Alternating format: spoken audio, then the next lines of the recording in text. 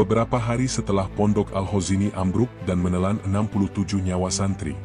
Penyelidikan justru membuka fakta mengejutkan, pimpinan dan pengurus pondok resmi ditetapkan sebagai tersangka korupsi dana pembangunan. Tragedi itu kini berubah menjadi skandal besar. Tapi, apakah keadilan benar-benar telah ditegakkan? Atau masih ada nama besar yang disembunyikan di balik puing-puing dan air mata? Sebelum lanjut ceritanya, jangan lupa like dan subscribe channel Saka Bercerita. Jangan lupa menulis asal daerah kalian di kolom komen supaya kita lebih kenal dan dekat. Silakan duduk yang nyaman karena ceritanya baru dimulai. Let's go! Udara pagi di lokasi pondok pesantren Al-Hozini terasa berat, menyesakkan paru-paru bukan hanya karena debu kapur dan semen, tetapi juga oleh duka yang tak terperi. Bima Angkasa, 28 tahun usianya, berdiri di antara puing-puing, matanya yang tajam menelusuri setiap remah kehancuran. Ia tidak mengenakan seragam dinasnya, hanya kemeja hitam polos dan celana bahan yang memudahkannya bergerak di medan yang tampak seperti kuburan massal. Di sekelilingnya, tim SAR masih bekerja, bergerak dalam keheningan yang lebih menyeramkan daripada hiruk-pikuk teriakan. Tragedi itu terjadi semalam, menelan nyawa 60 lebih santri, sebagian besar masih remaja, yang mimpi-mimpinya kini terkubur di bawah beton retak. Bima, sebagai penyidik muda yang ditunjuk langsung oleh komisi, tahu betul bahwa tugasnya bukan sekadar mencatat kerugian materi. Ia harus mencari tahu mengapa. Mengapa bangunan 3 lantai yang baru diresmikan setahun lalu ini bisa roboh begitu saja, tanpa gempa, tanpa badai? Lapor, Pak Bima, sebuah suara parau memecah keheningan. Itu adalah Inspektur Herman, kepala tim olah tempat kejadian perkara yang sudah berpengalaman puluhan tahun. Wajahnya tampak lelah, matanya memerah.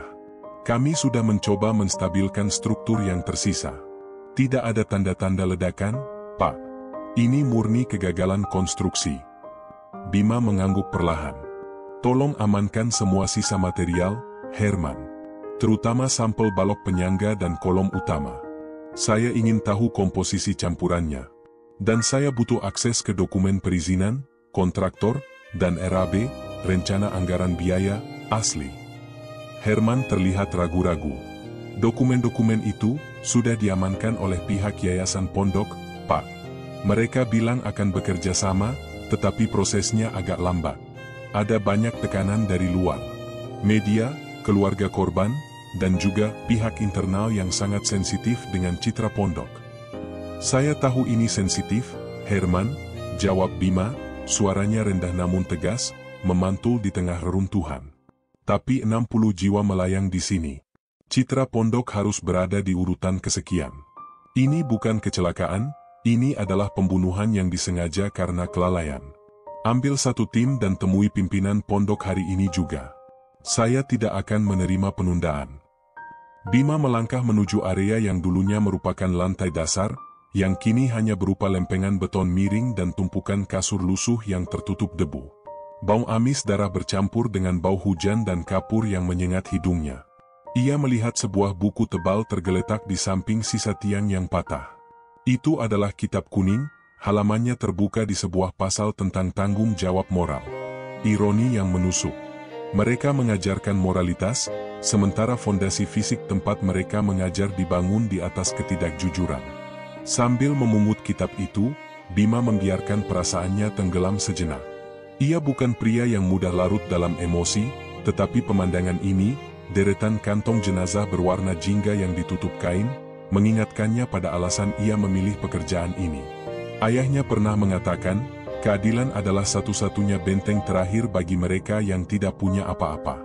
Santri-santri ini, jauh dari orang tua, mengandalkan pondok untuk keselamatan dan ilmu. Kepercayaan itu dikhianati. Kembali ke mobil dinasnya, Bima membuka laptop dan mulai membuat draft laporan awal. Ia harus sangat berhati-hati dalam merumuskan kata-kata. Jika ia langsung menuduh korupsi tanpa bukti konkret, seluruh proses investigasi akan dihentikan oleh tekanan politik dan agama.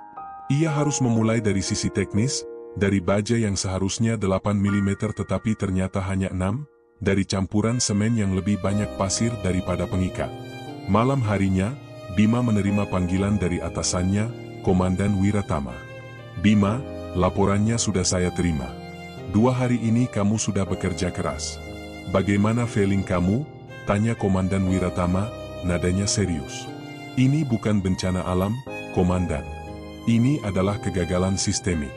Tiang-tiang ini tidak runtuh karena beban berlebih. Mereka runtuh karena mereka tidak pernah dimaksudkan untuk menopang beban itu. Mutu materialnya jauh di bawah standar minimum. Saya sudah meminta tim teknis untuk membandingkan sampel dengan RAB yang diserahkan. Saya yakin kita akan menemukan celah korupsi dana pembangunan di sana, jelas Bima. Ada keheningan panjang di ujung telepon.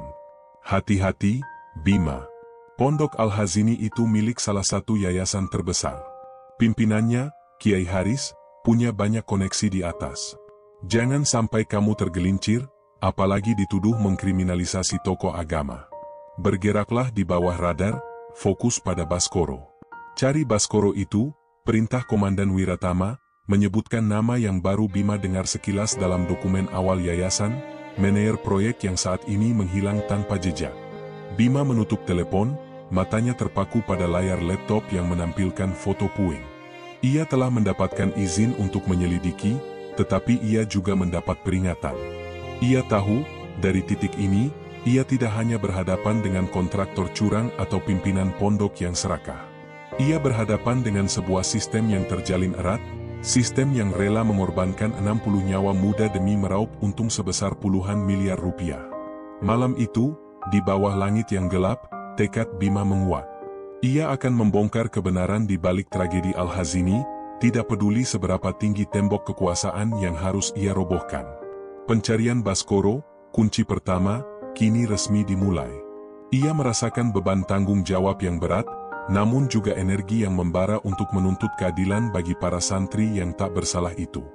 Investigasi memasuki hari ketiga. Laporan forensik material tiba di meja kerja Bima, membubarkan sisa keraguan yang mungkin masih tersisa. Hasilnya jauh lebih buruk dari yang ia duga. Beton yang digunakan untuk pilar utama asrama memiliki kekuatan tekan kurang dari 50% dari spesifikasi yang tertera dalam rencana anggaran biaya, yang artinya secara legal itu adalah penipuan. Proporsi semen terlalu sedikit, digantikan oleh campuran abu dan pasir yang murahan. Baja tulangan yang seharusnya berdiameter 12 mm, ternyata banyak diganti dengan besi berdiameter 10 mm. Bahkan ada bagian yang menggunakan besi bekas yang sudah berkarat. Ini bukan hanya kecerobohan, ujar Insinyur Wira, seorang ahli struktur independen yang disewa Bima untuk memberikan pandangan objektif, sambil menunjuk grafik di layar presentasi. Jari-jari Wira gemetar menahan amarah. Ini adalah kesengajaan yang sangat terencana, Pak Bima. Setiap keputusan di sini didasarkan pada perhitungan untuk memotong biaya sebesar mungkin, tanpa peduli risiko keselamatan. Mereka mengambil jalan pintas di setiap tahapan, mulai dari fondasi hingga atap. Bima menyandarkan punggung ke kursi, merasakan gelombang kejijikan yang dalam. 60 lebih korban, dan semuanya karena ambisi kotor segelintir orang. Ia menutup mata sejenak, membayangkan teriakan dan kepanikan anak-anak yang terperangkap di bawah reruntuhan yang seharusnya menjadi tempat mereka belajar dan berlindung. Siapa kontraktornya, Wira? Tanya Bima, suaranya tercekat. Nama perusahaannya PT Cahaya Barokah Abadi. Pemiliknya, secara legal, adalah seorang yang disebut Baskoro. Dia adalah manajer proyek yang ditunjuk Yayasan Pondok Al-Hazini. Kontraknya sendiri sangat aneh. Yayasan tidak menggunakan sistem tender terbuka. Mereka menunjuk langsung Baskoro, yang notabene adalah orang internal yang tiba-tiba mendirikan perusahaan kontraktor 3 bulan sebelum proyek dimulai. Perusahaan itu nyaris tidak memiliki rekam jejak yang kredibel di bidang konstruksi skala besar seperti ini, jelas Wira, menggeser tumpukan dokumen. Baskoro. Nama itu kini bergema nyaring di benak Bima. Manajer proyek, kontraktor, dan sekarang buronan. Ia adalah jembatan antara dana yayasan dan bangunan yang runtuh. Bima menyadari bahwa untuk mengungkap rantai korupsi ini, ia tidak bisa hanya fokus pada Baskoro si pelaksana. Ia harus menemukan siapa di balik Baskoro yang menyetujui kontrak penunjukan langsung ini, dan siapa yang menandatangani pencairan dana. Bima segera mengumpulkan timnya untuk menindaklanjuti data ini. Ia memerintahkan untuk melacak aset PT Cahaya Barokah Abadi dan semua rekening yang terhubung dengan Baskoro. Jangan fokus hanya pada uang yang masuk ke Baskoro, cari juga kemana uang itu mengalir setelah keluar dari yayasan. Ada kickback di sini. Dana yang dicuri dari pengurangan kualitas material pasti dibagi ke atas. Instruksi Bima kepada analis keuangan, Nia. Saat Nia dan timnya mulai bekerja, Bima bergerak ke kantor Yayasan Pondok Al-Hazini. Ia ditemani oleh 2 pengawal. Kedatangan mereka disambut dengan suasana formal yang dingin. Kid Haris, pimpinan tertinggi pondok, tidak hadir. Bima hanya bertemu dengan kepala administrasi yayasan, Haji Syafi'i, seorang pria parubaya dengan sorot mata yang sulit dibaca. Kami datang untuk menindaklanjuti permintaan dokumen, Haji Syafi'i, kata Bima, meletakkan surat perintah resmi di meja kayu ukiran yang megah. Kami butuh semua laporan keuangan, terutama yang berkaitan dengan donasi dan dana hibah pembangunan asrama selama 2 tahun terakhir. Kami juga butuh catatan rapat Dewan Yayasan mengenai penunjukan PT Cahaya Barokah Abadi. Syafi'i tersenyum tipis, senyum yang tidak mencapai matanya. Tentu saja, Bapak Penyidik. Kami kooperatif. Tetapi Bapak harus paham, dokumen yayasan itu banyak sekali. Kami perlu waktu beberapa hari untuk memilahnya, apalagi pimpinan kami, Kiai Haris, sedang tidak enak badan setelah tragedi ini. Beliau sangat terpukul, Bapak. Beliau menganggap semua santri sudah seperti anaknya sendiri. Saya menghargai empati beliau, balas Bima, tatapannya tak berkedip. Tapi proses keadilan tidak bisa menunggu. Berikan saya akses ke ruang penyimpanan dokumen. Saya akan biarkan tim saya yang memilahnya. Jika ada yang mencoba menyembunyikan atau menghilangkan bukti, itu akan dianggap sebagai perintangan penyidikan dan konsekuensinya jauh lebih berat daripada dituduh lalai. Ancaman halus itu tampaknya berhasil. Wajah Haji Syafi'i sedikit pucat. Setelah negosiasi yang alot, Bima dan Nia diizinkan mengakses gudang penyimpanan arsip, tetapi dengan pengawasan ketat dari 3 staf yayasan. Di gudang yang berdebu dan gelap itu, Bima dan Nia mulai menyusuri jejak-jejak kertas tua. Di antara tumpukan kwitansi dan laporan rutin, Nia menemukan sesuatu yang mencurigakan, 3 set laporan keuangan pembangunan. Yang pertama adalah RAB Proyek A, dengan anggaran normal dan material berkualitas. Yang kedua adalah laporan pembayaran B, yang mencatat pembayaran berdasarkan RAB A, tetapi dengan penyesuaian yang aneh. Dan yang ketiga, yang paling mencolok, adalah laporan internal C, yang menunjukkan total pengeluaran aktual jauh lebih rendah dari B. Pak Bima, lihat ini, bisik Nia, tangannya menunjuk kolom yang diberi label, selisih dana. Perbedaan antara dana yang disetujui, laporan B, dan pengeluaran nyata, laporan C, mencapai 70 miliar rupiah. Dan tidak ada catatan resmi kemana dana selisih ini dialihkan.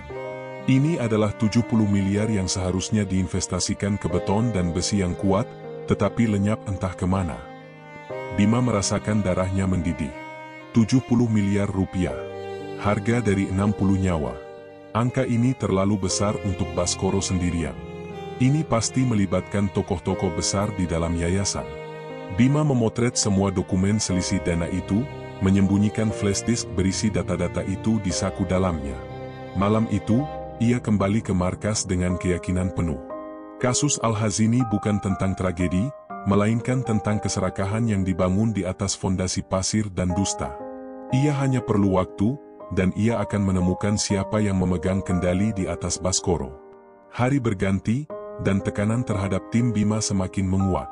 Media mulai mengubah narasi, dari awalnya menuntut pertanggungjawaban menjadi mulai mempertanyakan legalitas investigasi terhadap institusi keagamaan.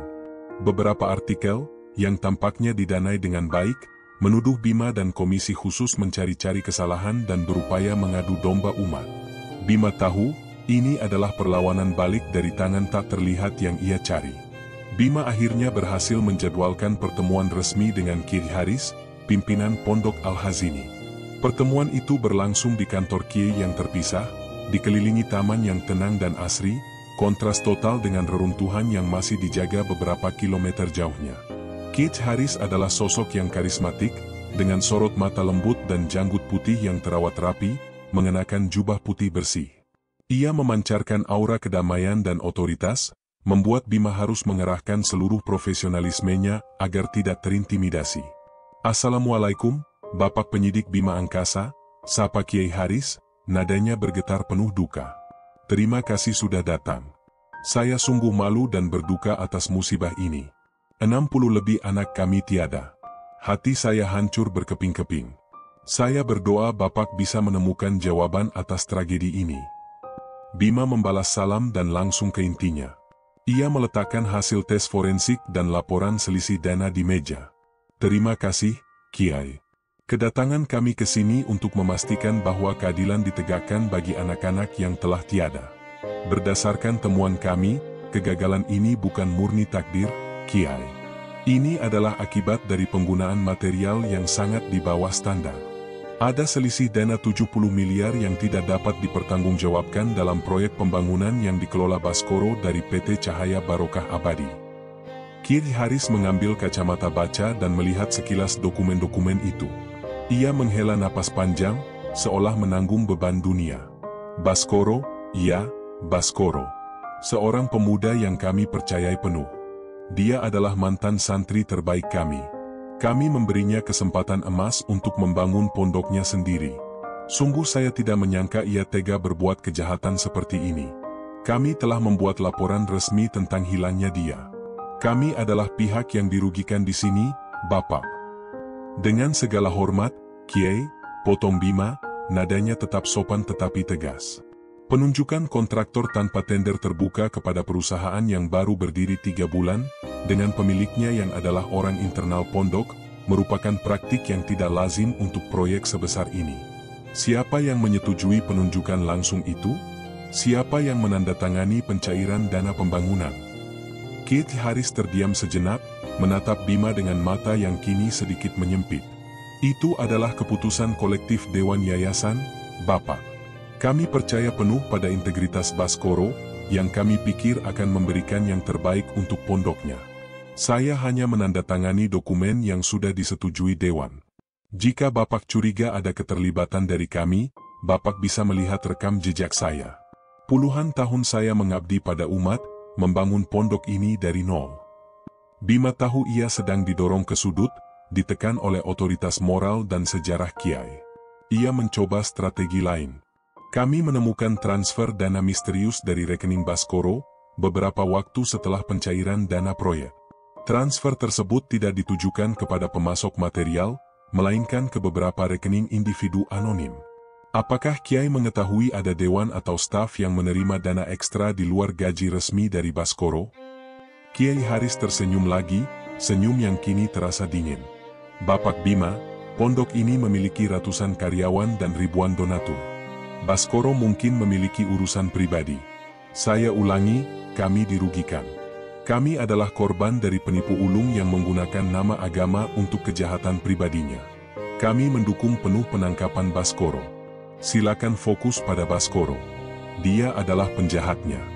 Jangan biarkan tragedi ini merusak nama baik ribuan orang saleh yang tulus berjuang di pondok ini." Pertemuan itu berakhir tanpa hasil konkret.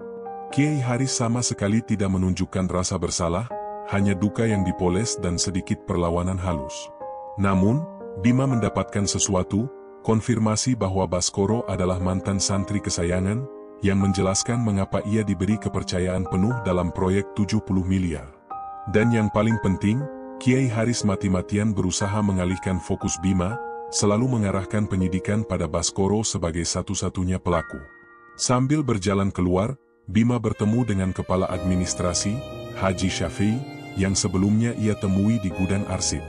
Haji Syafi'i membungkuk hormat, namun matanya memancarkan rasa khawatir yang mendalam. Saat Bima melewatinya, Syafi'i berbisik pelan, hanya dapat didengar oleh Bima, "Jangan cari dokumen yang hilang, Pak. Cari orang yang menghilangkannya.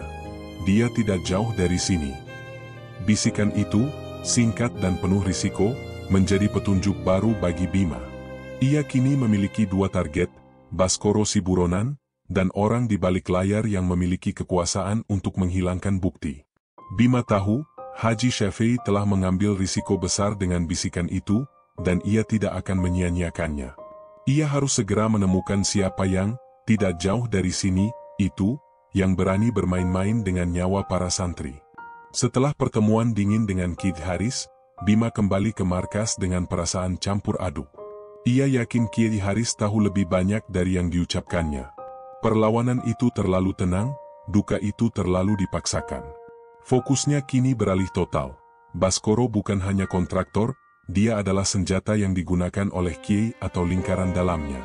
Tim analis keuangan, dipimpin oleh Nia, telah bekerja keras selama 48 jam terakhir, menelusuri jejak digital Baskoro. Hasilnya mulai terlihat. Mereka menemukan 7 rekening bank berbeda yang digunakan Baskoro, semuanya dibuka dalam 3 tahun terakhir. Yang paling mencolok adalah sebuah rekening di bank swasta yang menerima dana besar dari Yayasan Pondok Al-Hazini, dan segera melakukan serangkaian transfer keluar yang terstruktur dan masif. Pak Bima, kami menemukan pola yang jelas, lapor Nia, menunjuk ke diagram alir di layar. Dana dari yayasan masuk ke rekening Baskoro dalam 3 kali pencairan besar. Masing-masing pencairan segera diikuti oleh transfer ke 4 rekening berbeda yang kami curigai sebagai penampung. 2 di antaranya adalah rekening pribadi yang dimiliki oleh Baskoro sendiri. 1 rekening atas nama PT Makmur Sejahtera, yang ternyata fiktif. Dan yang terakhir, ini yang paling aneh, atas nama Lembaga Amal Abadi. Bima mendekat, dahinya berkerut. Lembaga Amal Abadi? Bukankah itu organisasi amal yang dikelola oleh Kiai Mujib? Tokoh agama yang sangat dihormati, yang sering bekerja sama dengan Al-Hazini dalam kegiatan sosial. Betul, Pak. Baskoro mentransfer dana sebesar 10 miliar rupiah ke rekening Lembaga Amal Abadi ini, 2 hari setelah pencairan tahap kedua dari yayasan. Transfer itu dilabeli, donasi pembangunan cabang baru, jelas Nia. Transfer ke Lembaga Amal Kiai Mujib. Ini adalah informasi yang sangat eksplosif. Ini tidak hanya menghubungkan Baskoro dengan Kiai Mujis yang disegani, tetapi juga menunjukkan cara mereka mencuci uang korupsi, menggunakan topeng amal dan kemanusiaan. Kiai Mujib adalah tokoh yang memiliki pengaruh besar, bahkan lebih luas dari Kiai Haris di mata publik. Jika ia terlibat, kasus ini akan menjadi skandal nasional yang jauh lebih besar. Lacak keberadaan Baskoro, perintah Bima. Lacak semua koneksi Baskoro dengan Lembaga Amal Abadi. Cek semua properti atas nama Baskoro dan keluarganya, dan juga properti yang terdaftar atas nama PT Makmur Sejahtera dan Lembaga Amal Abadi. Cari alamat kantor pusat Lembaga Amal Abadi. Saya harus bertemu Kiai Mujib. Saat tim investigasi mulai memburu jejak fisik Baskoro, Bima mengumpulkan tim kecilnya untuk pertemuan strategis. Kita harus berhati-hati. Kiai Mujib adalah figur publik yang nyaris tak tersentuh. Jika kita salah melangkah, kita akan dihancurkan oleh opini publik sebelum sempat membawa kasus ini ke meja hijau. Kita tidak akan langsung menuduhnya. Kita akan memulai dengan penyelidikan donasi. Pencarian keberadaan Baskoro melalui sinyal telepon seluler dan transaksi kartu kredit tidak membuahkan hasil. Baskoro benar-benar menghilang, seolah ditelan bumi. Ponselnya mati sejak 5 hari lalu, dan tidak ada transaksi kartu kredit yang tercatat dimanapun. Pelariannya sangat profesional, mengindikasikan dia mendapatkan bantuan dari pihak yang sangat berkuasa dan memiliki sumber daya yang tak terbatas. Bima memutuskan untuk mendatangi sebuah rumah kontrakan sederhana di pinggiran kota, yang terdaftar sebagai alamat terakhir Baskoro. Rumah itu kosong, tetapi Bima menemukan petunjuk kecil. Selembar sobekan kertas dari kalender pondok lama yang jatuh di balik lemari. Di kertas itu, terdapat coretan tangan Baskoro, berisi 3 nama dan 3 angka telepon, yang salah satunya diberi tanda silang besar.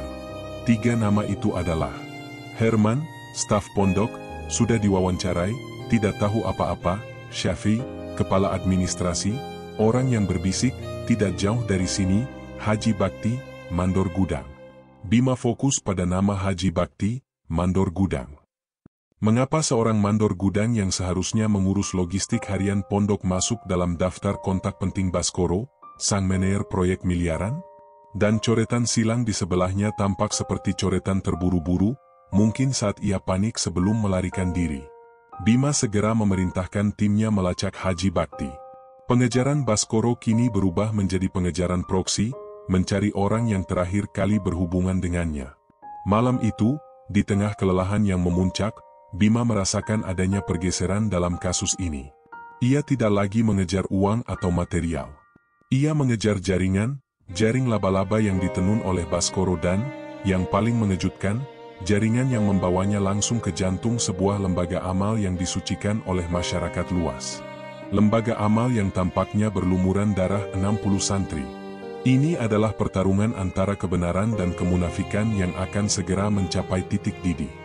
Pagi hari di hari ke-6 investigasi, Bima dan timnya berhasil melacak keberadaan Haji Bakti, sang mandor gudang, di sebuah rumah kontrakan kecil di luar kota, di mana ia bersembunyi setelah tragedi itu. Mereka menjemputnya dengan tenang, tanpa insiden, untuk menghindari sorotan media yang kini mengintai setiap langkah Bima. Bakti dibawa ke ruang interogasi khusus di markas komisi. Haji Bakti adalah pria tua yang tampak rapuh, dengan tangan kapalan khas pekerja keras. Wajahnya menunjukkan kelelahan yang mendalam, dan ia tampak jauh lebih tua dari usia aslinya. Ia menangis terseduh-seduh saat melihat foto-foto reruntuhan dan kantong jenazah yang ditunjukkan Bima. Tangisannya tulus, bukan akting, dan Bima merasakan adanya penyesalan yang mendalam pada diri pria itu. "Tolong, Pak Penyidik," kata Bakti, suaranya tercekat. "Saya memang bekerja di sana, tapi saya hanya orang kecil. Saya hanya ikut-ikutan, saya tidak tahu ini akan berakhir seburuk ini. Demi Allah, saya hanya disuruh." Bima menarik napas dalam-dalam, mengambil jeda untuk menenangkan pria itu. "Kami tahu Anda bukan dalangnya, Pak Bakti. Dalangnya adalah yang mengambil 70 miliar uang itu. Tapi Anda tahu siapa yang mengambilnya. Kami hanya ingin keadilan untuk 60 anak yang tiada. Jujurlah kepada kami, dan kami akan mempertimbangkan kejujuran Anda di persidangan." Bakti menghapus air matanya dengan punggung tangan yang gemetar. Ia mulai bercerita. Ia menjelaskan bahwa ia adalah seorang mandor yang direkrut langsung oleh Baskoro, yang berjanji akan memberikan bonus besar asalkan ia bersedia memainkan materialnya. Baskoro bilang, "Ha Bakti, kita butuh untung besar untuk yayasan. Ini uang umat. Umat harus melihat pondok ini berdiri megah, jadi kita harus hemat di mana yang tidak terlihat. Ganti saja baja 12 mm itu dengan 10. Campurannya kita kurangi sedikit semennya. Tidak akan ada yang tahu. Ini semua untuk amal dan pembangunan cabang baru pondok, kok." Saya termakan kata-katanya, "Pak." Baskoro sangat pintar meyakinkan, apalagi dia bawa-bawa nama Kiai Haris. Bakti kemudian mengungkapkan detail-detail mengerikan tentang bagaimana ia secara diam-diam mengganti material, menyuap 2 pengawas lapangan agar menutup mata, dan memalsukan laporan inventaris material setiap minggu. "Setiap kali saya selesai, Baskoro akan memberikan saya 100 juta rupiah tunai, di luar gaji resmi saya. Baskoro bilang itu adalah hadiah dari Kiai atas pengabdian saya." "Saya bodoh, Pak. Saya pikir saya membantu amal," ujarnya pilu. "Siapa yang memerintahkan Baskoro?" tanya Bima, langsung ke titik kritis. Baskoro tidak mungkin bergerak sendiri dengan uang sebesar 70 miliar. Siapa orang yang menandatangani persetujuan penunjukan Baskoro dan pencairan dananya? Bakti terdiam lama, menatap kosong ke lantai. Udara di ruangan terasa menipis. "Setahu saya, Baskoro sangat dekat dengan Kiai Haris. Tapi ada satu orang lagi, Pak, yang selalu dia sebut-sebut sebagai paman dan pelindung. Baskoro selalu bilang, selama paman Kiai mendukung, tidak akan ada yang bisa menyentuh kita. Beliau yang mengurus transfer dana amal dan audit internal. Saya tidak tahu siapa nama paman Kiai ini. Tapi Baskoro pernah bilang, beliau adalah tokoh agama besar yang bergerak di bidang amal." Bima menunjukkan foto Kiai Mujib, yang fotonya sudah ia dapatkan dari database Yayasan Lembaga Amal Abadi. Apakah ini paman Kiai yang Baskoro maksud? Mata Haji Bakti membelalak. Ia menatap foto itu dengan campuran rasa takut dan pengakuan. "Iya, Pak. Itu dia. Saya pernah melihat foto ini di ruangan Baskoro. Dia bilang orang ini adalah kuncinya. Baskoro bilang dia yang mengatur agar uang selisih itu dicuci melalui rekening amal. Dia yang bisa membuat Baskoro tidak tersentuh hukum, karena amal adalah jubah terbaik untuk menutupi kejahatan." Pengakuan Haji Bakti sangat bernilai. Baskoro si kontraktor, Haji Bakti si pelaksana, dan Kiai Mujib si pelindung. Rantai kejahatan ini kini terlihat jelas. Ini mengkonfirmasi kecurigaan Bima dari transfer 10 miliar ke lembaga amal abadi. Ini juga menjelaskan mengapa Baskoro bisa menghilang begitu profesional. Ia dilindungi oleh sumber daya dan jaringan seorang kiai besar. Bima memberikan jeda sejenak setelah interogasi, meninggalkan Haji Bakti dengan tim pendamping. Ia melangkah keluar ruangan, merasa euforia kemenangan kecil bercampur dengan bahaya besar yang mengintai. Menangkap Baskoro adalah tugas sulit. Menangkap Kiai Haris mungkin akan menimbulkan gelombang protes. Tapi menangkap Kiai Mujib, tokoh yang dihormati di tingkat nasional, adalah bencana politik dan sosial yang bisa menghancurkan karirnya, bahkan lebih buruk. Saat Bima sedang menyusun rencana penangkapan Baskoro berdasarkan informasi Haji Bakti, teleponnya berdering. Nomor tak dikenal. Ia mengangkatnya. Bima Angkasa, suara di seberang terdengar tenang, berwibawa, namun memancarkan otoritas yang dingin. Saya sendiri. Dengan siapa saya bicara? Saya Mujib. Kita perlu bicara. Saya tahu kamu mencari Baskoro. Saya punya informasi yang tidak bisa kamu dapatkan dari siapapun, tetapi kita harus bertemu segera. Hanya kita berdua. Datanglah ke Pondok Al-Hazini, malam ini. Tepat pukul 9 malam. Di belakang gudang logistik lama. Datang sendirian. Ini demi kebaikan bersama, Bima. Demi keadilan untuk 60 santri itu, kata Kiai Mujib, dan sambungan pun terputus. Bima menatap ponselnya. Kiai Mujib, sang pelindung, baru saja menghubunginya. Ini bukan hanya petunjuk, ini adalah undangan, atau mungkin perangkap. Namun, Bima tahu ia tidak bisa melewatkannya. Ini adalah kesempatan emas untuk memotong simpul kejahatan ini. Ia harus siap menghadapi risiko terbesarnya. Udara malam terasa dingin dan lembab di sekitar Pondok Al-Hazini.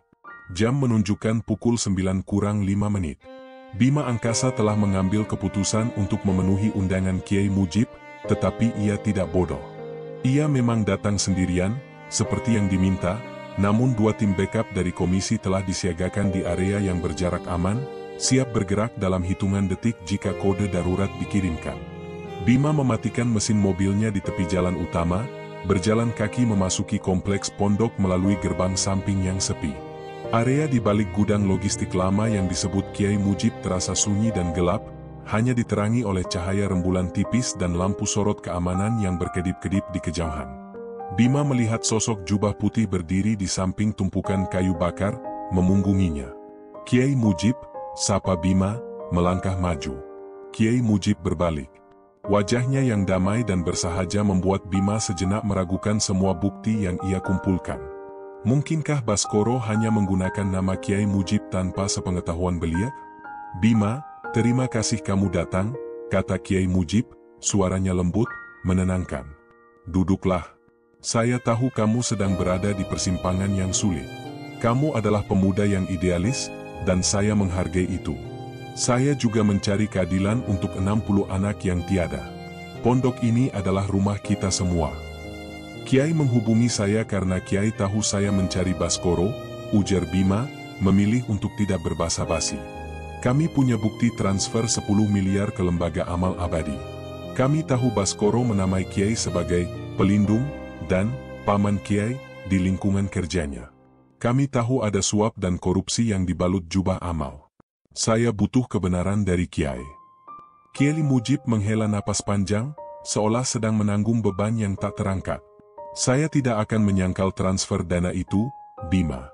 Baskoro memang keponakan saya, dari jalur istri saya. Dia datang kepada saya dengan proposal pembangunan pondok yang ambisius. Dia meyakinkan saya bahwa dia butuh dana cepat untuk branding amal, untuk menunjukkan citra baik pondok.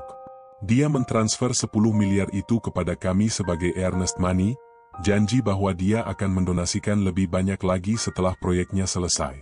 Saya akui, saya terlalu percaya padanya, buta oleh harapan. Saya adalah korban penipuan Baskoro yang sama besarnya dengan Kiai Haris.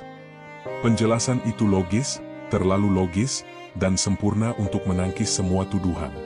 Bima merasakan keraguan menyelinap dalam benaknya, menggerogoti keyakinan yang dibangun dari laporan keuangan. Kiai Mujib melanjutkan, kini suaranya terdengar mendesak. Baskoro telah mempermainkan saya dan Kiai Haris, serta nama baik agama. Dia lari membawa sisanya, menyembunyikan diri.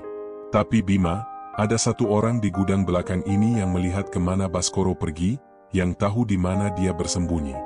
Orang ini adalah penjaga malam di sini, yang tidak tidur saat Baskoro pergi. Orang itu adalah Bapak Hadi. Kiai Mujib menunjuk ke sebuah pintu kecil di bagian belakang gudang, yang tampak seperti pintu kantor kecil untuk petugas keamanan. Hadi sangat ketakutan. Dia tidak berani melapor karena Baskoro mengancam keluarganya. Saya berhasil meyakinkannya untuk bicara, asalkan kamu datang sendirian dan memastikan keselamatannya. Dia sedang menunggu di dalam. Dia punya kunci lokasi persembunyian Baskoro. Sebuah dilema besar mendera Bima. Semua nalurinya sebagai penyidik berteriak waspada. Kiai Mujib, yang baru saja ia curigai sebagai otak kejahatan, kini muncul sebagai penyelamat. Tetapi petunjuk ini terlalu spesifik dan terlalu berharga untuk diabaikan. Jika ia bisa menangkap Baskoro malam ini, kasusnya selesai dan 60 nyawa santri mendapat keadilan. Mengapa Kiai tidak menyerahkannya kepada saya di tempat yang lebih aman? Tanya Bima, mencoba menganalisis kebohongan di mata Kiai Mujib. Karena Hadi paranoid, Bima. Dia hanya percaya pada saya, dan dia hanya mau bicara di tempat dia merasa aman. Cepatlah, Bima. Jangan buang waktu. Kita harus menangkap Baskoro sebelum dia keluar dari negara ini. Dia di dalam sana, desak Kiai Mujib, menatap tajam ke arah pintu kecil. Bima mengambil napas dalam-dalam, membuat keputusan yang akan mengubah arah seluruh kasus. Ia percaya, entah Mujib tulus atau berbohong, Bima harus masuk ke ruangan itu. Itu adalah satu-satunya jalan menuju Baskoro. Baik, Kiai. Saya akan masuk. Terima kasih atas petunjuknya, kata Bima, tangannya diam-diam menyentuh radio komunikasi darurat di saku celananya. Ia akan masuk, tetapi ia akan mengirim sinyal standby ke timnya. Ia melangkah menuju pintu kecil itu, memutar gagang yang terasa dingin, dan mendorongnya terbuka. Di dalam, ruangan itu gelap, berbau apek, hanya ada satu lampu bohlam redup di sudut. Satu sosok duduk memunggunginya, di meja kecil yang ditumpuki kertas. Pria itu bukan Bapak Hadi, sang penjaga malam. Pria itu adalah sosok yang lebih muda, berkulit gelap, dengan kemeja lusuh yang tampak basah oleh keringat. Wajahnya menunduk di atas meja. Saat Bima melangkah masuk dan menutup pintu, ia merasakan hawa dingin yang menusuk. Ini bukan Bapak Hadi. Ini adalah perangkap. Bima berbalik cepat, tangannya sudah siap menarik senjata. Namun, pintu sudah terkunci. Kiai Mujib tidak terlihat lagi. Di dalam ruangan itu, sosok di meja mengangkat wajahnya, menyeringai samar. Selamat datang, Pak Penyidik Bima Angkasa, kata pria itu dengan suara serak, nadanya penuh sinisme. Kiai Mujib sudah menunggu di luar. Dia tidak akan membiarkanmu menangkap Baskoro. Karena dia tidak akan membiarkanmu menangkapku. Jantung Bima berdebar kencang. Ini bukan Hadi. Ini bukan Baskoro. Ini adalah orang ketiga yang tahu segalanya. Bima menyadari bahwa ia baru saja berjalan ke dalam sarang laba-laba yang disiapkan oleh Kiai Mujib. Puncak konflik telah dimulai. Ruangan kecil di dalam gudang itu terasa seperti peti mati. Gelap, pengap, dan diselimuti ketegangan yang mematikan. Pria di meja itu, yang ternyata bukan Bapak Hadi, adalah kunci baru yang tak terduga. Bima Angkasa menarik napas, menyembunyikan kekesalan karena kecerobohannya, dan memfokuskan pikirannya. Ia harus tetap tenang. Senjata yang ia bawa hanyalah upaya terakhir, ia harus mendapatkan informasi terlebih dahulu. Siapa kamu? Dan di mana Baskoro? Tanya Bima, suaranya menggelegar di ruangan yang sunyi itu. Ia berdiri tegak, memancarkan aura otoritas penuh. Pria itu tertawa kecil, tawa kering yang tidak menyenangkan. Nama saya Ahmad Yani. Saya bukan mandor, Pak Bima. Saya adalah koordinator lapangan Baskoro. Baskoro lari, ya, tapi dia meninggalkan saya di sini untuk memastikan bahwa beberapa rahasia tetap terkubur bersama 60 korban di luar sana. Saya tahu apa yang ada di pikiran Bapak, Baskoro, si jahat yang menipu Kiai Mujib dan Kiai Haris. Yani mengambil jeda, menatap lurus ke mata Bima. Anda salah besar, Pak Penyidik. Baskoro tidak menipu Kiai Mujib.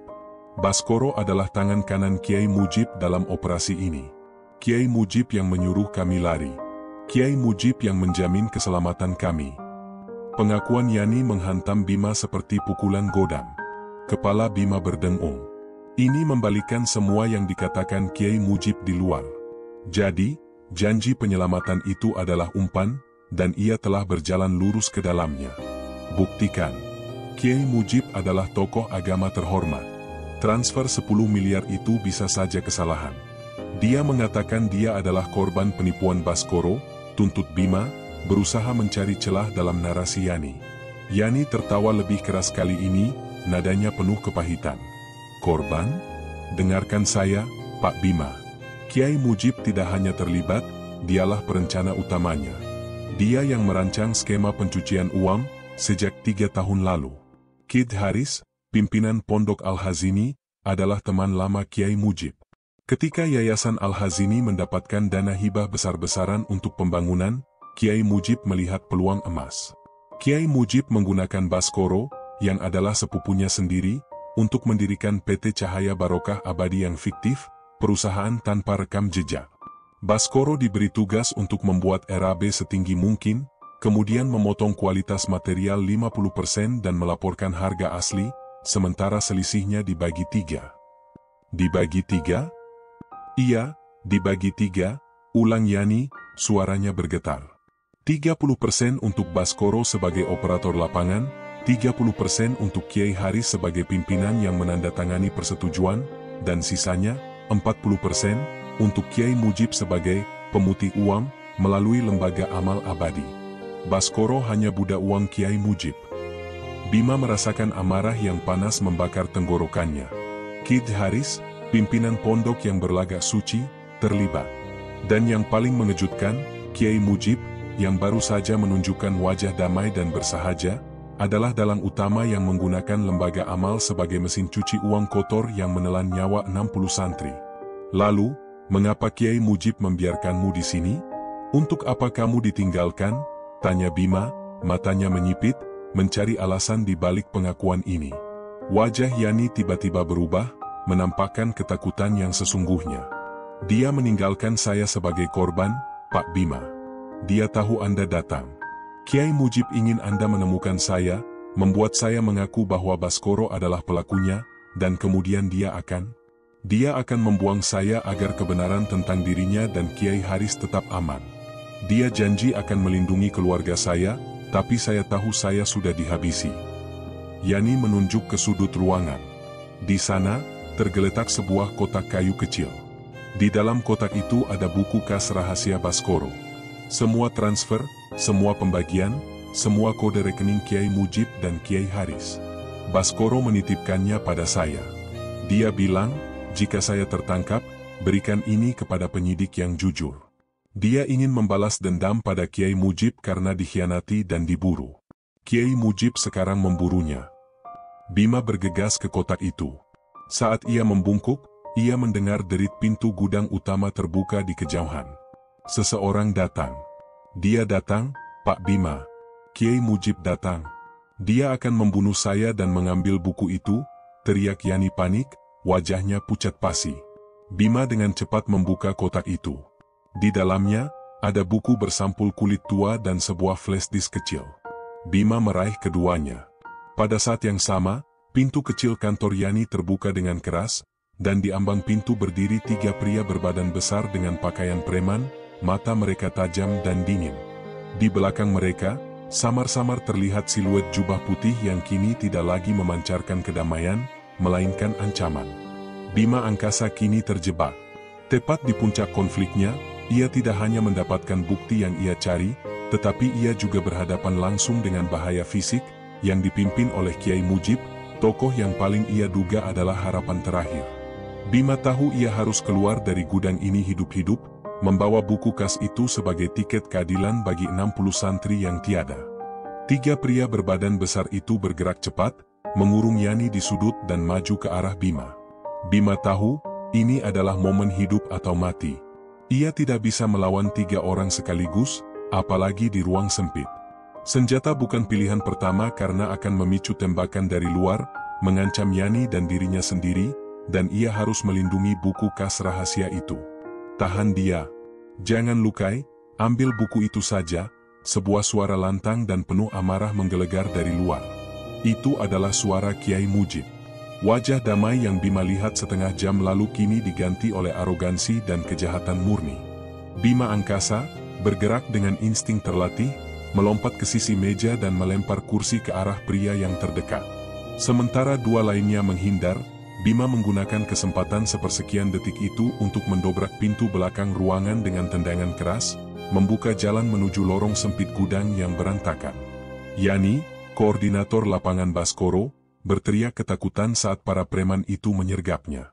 Bima berlari sekuat tenaga, buku kas rahasia dan flashdisk tergenggam erat di tangan. Ia tahu ia hanya punya 2 menit untuk mencapai batas luar pondok sebelum backup timnya tiba. Di tengah lorong gelap, ia berpapasan dengan Kiai Mujib yang kini berdiri di depannya, menghalangi jalannya. Kiai Mujib tidak lagi memakai topeng duka dan kesantunan. Matanya memancarkan nafsu kekuasaan dan pengkhianatan yang dingin. Bodoh, Bima. Kamu seharusnya mendengarkan saya. Kamu seharusnya pergi setelah mendapatkan petunjuk Baskoro yang palsu, desis Kiai Mujib, suaranya tajam, memantul di dinding gudang yang berdebu. Kiai Mujib, kata Bima, mengatur napas, berdiri tegak menghadapi sang tokoh agama. Anda mengkhianati 60 anak yang percaya pada institusi ini. Anda menggunakan nama amal dan agama untuk mencuri dana. Anda membiarkan keponakan Anda, Baskoro, membangun asrama dari pasir, demi 70 miliar rupiah. Dan Anda berani menjebak saya. Kiai Mujib tertawa, tawa yang membuat bulu kuduk Bima merinding. 70 miliar? Angka yang kecil, Bima. Itu hanyalah seed money untuk proyek yang jauh lebih besar. Uang itu akan membangun 3 cabang baru pondok di 3 kota. Uang itu akan membangun pengaruh yang tidak akan bisa disentuh oleh penyidik kecil sepertimu. Baskoro, Haris, dan saya, kami adalah 3 serangkai yang bekerja sama. Baskoro adalah pelaksana, Haris adalah pemberi izin, dan saya, Bima, adalah otak di balik skema pencucian uang melalui lembaga amal abadi. Baskoro hanya menuruti perintah, tetapi ia mulai serakah, ingin menguasai semuanya. Dia pantas untuk diburu. Pengakuan itu, yang keluar langsung dari mulut Kiai Mujib, memukul Bima hingga ke inti jiwanya. Ini adalah pengkhianatan moral terbesar yang pernah ia saksikan dalam karirnya. Tokoh yang seharusnya menjadi panutan, ternyata adalah penjahat yang bersembunyi di balik jubah agama. Anda tidak akan lolos, Kiai, Bima berseru, menunjuk buku kas yang ia pegang. Saya punya bukti, saya punya kesaksian Yani. Dan sebentar lagi, tim saya akan ada di sini. Bodoh. Kiai Mujib mengangkat tangannya, memberi isyarat kepada 2 preman yang telah mengejarnya dari belakang. Kamu tidak akan hidup cukup lama untuk mengirimkan sinyal itu.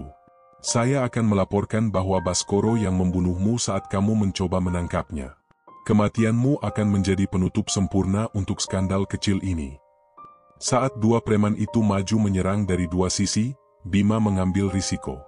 Ia memecahkan kaca jendela kecil di sampingnya dengan siku, dan pada saat yang sama, ia berteriak dengan sekuat tenaga ke alat komunikasinya, kode merah. Lokasi gudang belakang.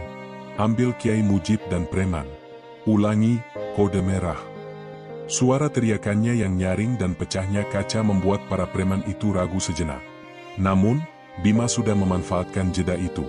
Ia berguling di lantai, menghindari pukulan pertama, dan menggunakan seluruh kekuatan kakinya untuk mendorong tumpukan karung gandum di dekatnya. Karung-karung itu ambruk, menimpa salah satu preman dan menghalangi Kiai Mujib sejenak. Preman yang tersisa menerjang Bima. Bima menghindar, dan dengan gerakan cepat, ia menggunakan teknik bela diri yang ia pelajari di akademi, mendaratkan pukulan telak ke ulu hati preman itu, membuatnya tersentak ke belakang. Tepat pada saat itu, terdengar suara sirene dari kejauhan. Kiai Mujib, yang wajahnya kini dipenuhi kemarahan yang keji, menyadari bahwa ia telah kalah. Ia menatap Bima dengan kebencian murni. "Kamu akan menyesali ini, Bima. Kamu telah mengganggu pekerjaan Tuhan." "Saya tidak akan lupa," ancam Kiai Mujib. Bima tidak menjawab. Ia hanya menatap tajam, matanya penuh janji keadilan. Pintu gudang utama didobrak, dan tim 8 orang komisi khusus, bersenjata lengkap, membanjiri ruangan. Kiai Mujib, wajahnya pucat, berdiri tegak, berusaha mempertahankan martabat terakhirnya, bahkan saat borgol perak dipasangkan di pergelangan tangannya. Plot twist telah tereksekusi. Bima tidak hanya mengungkap korupsi Baskoro, tetapi juga menemukan bahwa sosok yang ia anggap sebagai penolong, Kiai Mujib, adalah dalang utama yang menipu semua orang. Bima, meskipun secara fisik terluka, tahu ia telah memenangkan pertempuran paling penting dalam karirnya. Keadilan untuk 60 santri itu kini selangkah lebih dekat. Penangkapan Kiai Mujib di lokasi gudang Al-Hazini adalah sebuah show besar yang segera memicu gempa politik dan sosial. Kiai Mujib, yang dibawa keluar dengan penjagaan ketat, masih sempat berteriak kepada wartawan yang secara ajaib sudah berkumpul, menuduh Bima Angkasa dan komisi sebagai bagian dari konspirasi untuk menjatuhkan lembaga agama yang bersih.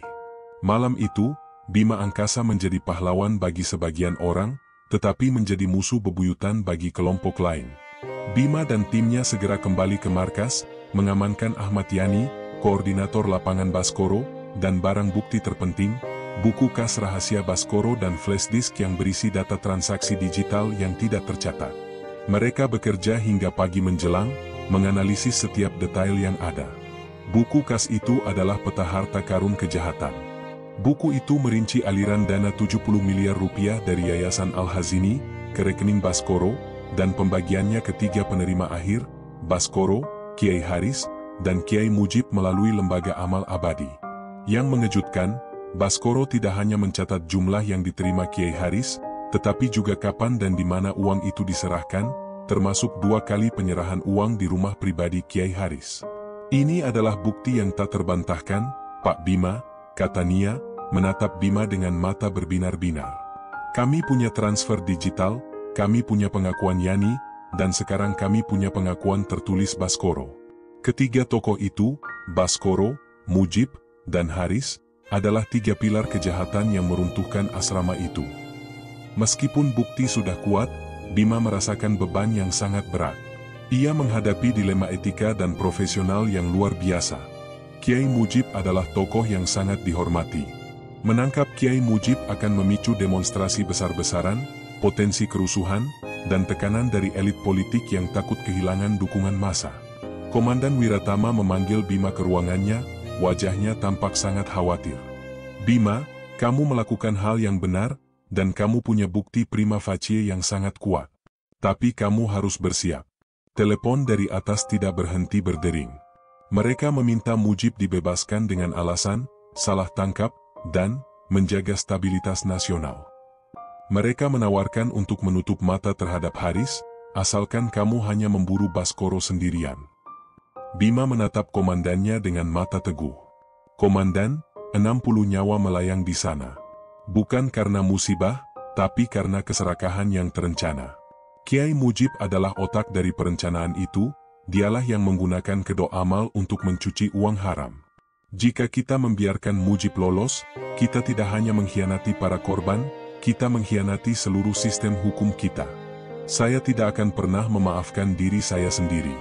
Saya akan melanjutkan proses hukum terhadap ketiga tersangka. Saya tidak peduli seberapa besar tekanan yang datang. Komandan Wiratama menghela napas, ia tersenyum tipis, penuh kebanggaan dan kekhawatiran yang tersembunyi.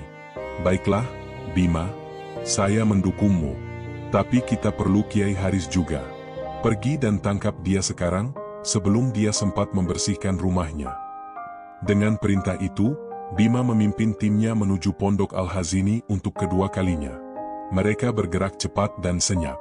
Kiai Haris, yang baru saja terbangun dan terkejut mendengar kabar penangkapan Kiai Mujib, berusaha melarikan diri, tetapi tim Bima telah mengepung kediamannya. Saat Bima membacakan surat penangkapan kepada Kiai Haris, Kiai pimpinan itu hanya menunduk. Ia tidak melawan, tidak berteriak, hanya mengucapkan 2 kata dengan nada pasrah yang pedih, "Baskoro dan Mujib." Hanya itu. Tidak ada penyangkalan, hanya penyesalan atas nama dua orang yang menyeretnya ke dalam jurang kejahatan. Dengan tertangkapnya Kiai Haris, jaringan kejahatan itu hampir lumpuh. Hanya tersisa Baskoro si buronan yang kini dikejar oleh Bima dan juga diburu oleh antek-antek Kiai Mujib yang tersisa, yang mungkin mencoba membungkamnya selamanya. Bima kembali ke ruang kerjanya. Hari sudah sore. Ia duduk di sana, memegang buku kas Baskoro, merasakan beratnya harga sebuah kepercayaan yang hancur. Ia telah berhasil mengungkap kebenaran, tetapi ia juga telah menyaksikan bagaimana simbol kebaikan dapat dirusak oleh keserakahan. Keadilan itu mahal, dan Bima Angkasa baru saja membayar harganya dengan mengorbankan ketenangan dan kepercayaan publik yang selama ini ia junjung tinggi. Pencarian terhadap Baskoro berlangsung selama 4 hari penuh. Bima menggunakan semua sumber daya yang ia miliki, fokus pada lokasi persembunyian yang tercantum di buku kas rahasia. Buku itu menunjukkan bahwa Baskoro memiliki safe house di kota pelabuhan, yang digunakan untuk mengurus pelarian dana ke luar negeri. Pada hari ke-10 sejak tragedi Pondok Al-Hazini, Baskoro ditemukan. Ia tidak bersembunyi di villa mewah, tetapi di sebuah rumah kayu kecil di tepi laut, hidup dalam ketakutan. Ia tertangkap saat mencoba menghubungi agen pelarian untuk menyiapkan kapal ke negara tetangga. Bima memimpin penangkapan itu sendiri. Saat berhadapan dengan Bima, Baskoro tidak menunjukkan perlawanan, hanya rasa lega yang luar biasa. "Terima kasih, Pak Bima," ujarnya, suaranya lemah. "Mujib akan membunuh saya. Dia mengirim orang untuk membungkam saya. Saya tidak ingin mati dengan menanggung dosa 60 anak itu sendirian." Baskoro kemudian memberikan pengakuan yang terperinci dan menyeluruh, membenarkan setiap detail yang tertulis di buku kas dan yang diceritakan Yani. Ia menjelaskan bagaimana pamannya, Kiai Mujib, menggunakan jaringan amal untuk mendapatkan data donatur besar dan meyakinkan Kiai Haris agar bekerja sama dalam skema korupsi. Dengan lengkapnya rantai bukti, pengakuan Baskoro, pengakuan Yani, bukti transfer ke lembaga amal abadi, buku kas Baskoro, dan penangkapan Kiai Haris, kasus tragedi Al-Hazini kini telah tuntas. Beberapa bulan kemudian, persidangan dimulai. Kiai Mujib, meskipun didukung oleh pengacara terkemuka dan sekelompok kecil pendukung fanatik, tidak mampu menahan gelombang bukti yang disajikan Bima dan timnya. Kiai Mujib dijatuhi hukuman terberat untuk kasus korupsi dan pembunuhan tidak disengaja. Kiai Haris menerima hukuman yang sedikit lebih ringan karena pengakuannya, sementara Baskoro dan Yani, karena peran aktifnya dalam membantu penyidikan, mendapatkan keringanan hukuman. Bima Angkasa, kini dikenal sebagai penyidik juru keadilan, berdiri di luar ruang sidang setelah putusan dibacakan. Langit sore itu bersih, memancarkan warna jingga yang tenang. Ia tidak merasakan euforia kemenangan, hanya kedamaian yang mendalam. Keadilan telah ditegakkan, tetapi tragedi itu tetap meninggalkan bekas luka yang tak terhapuskan. Ia kembali ke Pondok Al-Hazini yang kini berada di bawah manajemen baru. Reruntuhan telah dibersihkan, dan di tempat itu, sebuah taman memorial kecil telah dibangun, dengan 63 nama tertulis di atas batu marmer yang kokoh. Bima berdiri di depan tugu itu. Ia mengingat kembali hari pertamanya, bau debu dan darah, dan tatapan mata Kiai Mujib yang penuh pengkhianatan di gudang gelap. Ia telah belajar pelajaran terpenting dalam hidupnya. Kejahatan tidak selalu datang dengan wajah yang menakutkan, kadang ia datang dengan jubah yang disucikan dan janji-janji kemanusiaan. Kepercayaan adalah fondasi yang rapuh, dan ia harus selalu siap untuk menguji dan membelanya. Ia menyentuh tugu marmer itu, merasakan permukaan yang dingin dan keras. Tugasnya telah selesai. Ia telah mengembalikan 70 miliar uang negara, dan yang lebih penting, ia telah mengembalikan kehormatan dan suara bagi 60 santri yang tiada. Bima Angkasa kemudian berbalik dan berjalan pergi, meninggalkan senja dan kenangan pahit di belakangnya, siap untuk pertarungan keadilan berikutnya. Ia tahu, di dunia ini, kejahatan selalu berevolusi, tetapi keadilan juga harus terus berjalan maju, tanpa lelah, demi mereka yang tak mampu bersuara.